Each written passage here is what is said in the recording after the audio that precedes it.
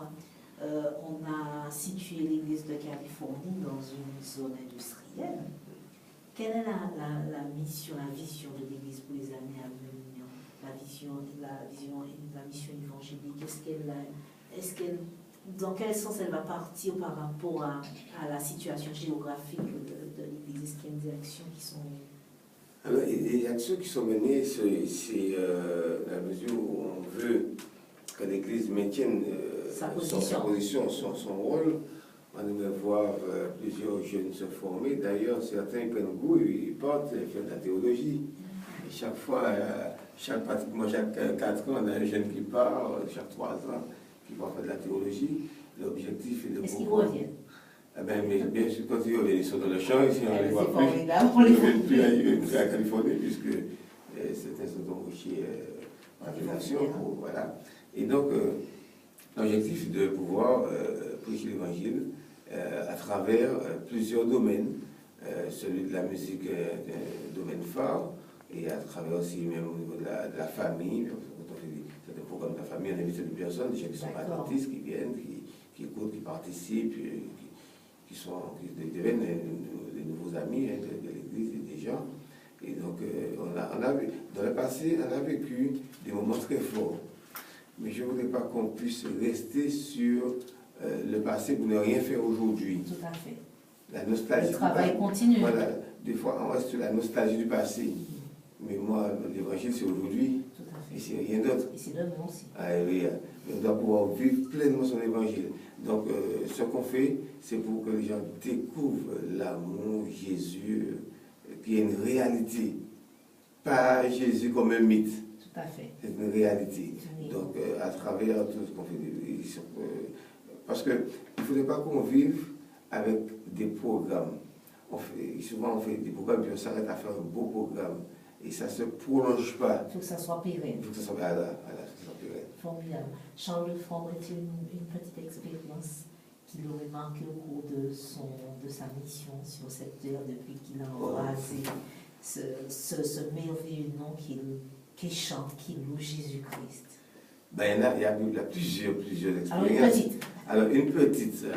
Alors, je vais vous donner deux. Nous avons, il y a depuis 1985, un petit chapiteau, la croisée de Basse-Gondo, je me souviens de ça. Très bien, j'étais très jeune. Et puis, on a fait le baptême sur place. On a construit un petit baptistère, ça me revient là. Et il y en avait 2 jeunes là, qui se sont baptisés, qui étaient baptisés là, qui sont mariés, etc. Et ça m'a toujours marqué le fait de pouvoir prêcher l'évangile et de témoigner comment ça doit se passer le baptême. D'accord. Et on avait construit un baptistère en métallique. Sur place. Et puis il y a eu un baptême là, à l'époque, c'était le pasteur Carpin qui avait donné cette effort, nous sommes. Et ça a été un moment très fort qui nous a marqué. Et l'autre moment qui nous a marqué, c'est un effort qu'on a fait avec les pasteurs, pasteur Rodien et pasteur Jensen, avec 2 pasteurs, 2 chapiteaux. Et c'était un moment très très fort. Ils étaient situés où? Tout près du top, là, il y a un petit terrain de football. Il y a la montée des chapiteaux là. Mais c'était tout de suite après le meeting de 2004. Et je vous assure que les chapiteaux étaient remplis dès 17h30, 18h. Alors on commence à 19h. Les gens venaient manger sur place, et puis ils attendaient. Et ils commençaient la louange avant qu'on arrive. Ils chantaient tout seuls? Oui, de chez moi, j'habite à Californie. Et quand il est 18h10, 18h15, j'entendais les gens chanter sans musicien, sans rien. Quelqu'un commence et puis tout le chapiteau chante. Ah, formidable, ça doit être oui, c'est très fort, on sentait la présence du Saint-Esprit. Beaucoup de gens étaient baptisés à cette époque-là. Et je bénis Dieu pour ce moment-là. Et après cela, on a fait plusieurs actions. Mais puisque tu m'as demandé qu'est-ce qui nous a marqué, ce moment-là nous a marqué. Beaucoup de personnes étaient délivrées. Formidable, formidable. Il y a eu des fruits. Ah oui. Alors, la dernière petite question avant de passer à notre autre invité. J'ai remarqué qu'en venant à l'église de Californie, il y a beaucoup de voisins autour de nous et aussi des commerciaux, des entreprises très proches. Est-ce qu'on a une idée de la manière dont nous sommes vus par ces gens? Est-ce que les relations sont fraternelles, sont bonnes avec ses voisins, puisqu'il y a une proximité qui est importante? Est-ce que nous ne les dérangeons pas? Comment est-ce qu'ils vivent notre présence à côté d'eux? Est-ce que tu as des retours? Oui, bon, dans les entreprises, celles qui est à côté, parfois les gens se mettent debout pour écouter les sermons, les chants, le samedi, ceux qui sont ouverts. Et puis on a une voisine effectivement à proximité. Et des fois, quand elles ne voient pas les responsables, et puis c'est bizarre, hein? Il y a un programme là, puis il va venir au moins. Ah là là, d'accord.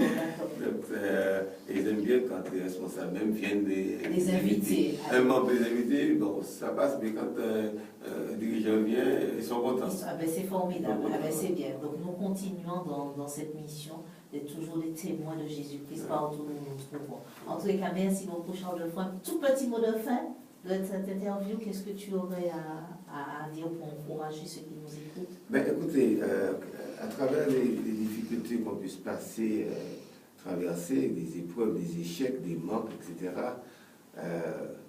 prenez la Bible et puis allez dans les psaumes de louange et louez l'Éternel. Et je peux laisser ce psaume 103 que j'aime, il y en a tout plein, les psaumes sont extraordinaires, ils en enseignent beaucoup. Louez l'Éternel car il est bon, car sa miséricorde durera toujours. Ah non, ça c'est le psaume 103 dit, mon âme bénit l'Éternel, que tous ceux qui est en moi bénissent. C'est non, mon âme bénit l'Éternel et n'oublie aucun de ses bienfaits. Je ne veux pas oublier les bienfaits de l'Éternel. Amen. Eh bien, chers amis auditeurs, qu'il en soit de même pour vous, n'oubliez jamais les bienfaits de l'Éternel. Louez l'Éternel, car sa miséricorde durera toujours. Merci beaucoup, Charles-François, d'avoir été présent sur notre plateau. Maintenant, nous allons recevoir une autre invitée à la personne de sœur Marie-Louise. Et c'est Jocelyn qui va l'interviewer et qui va l'accompagner au cours de ce moment.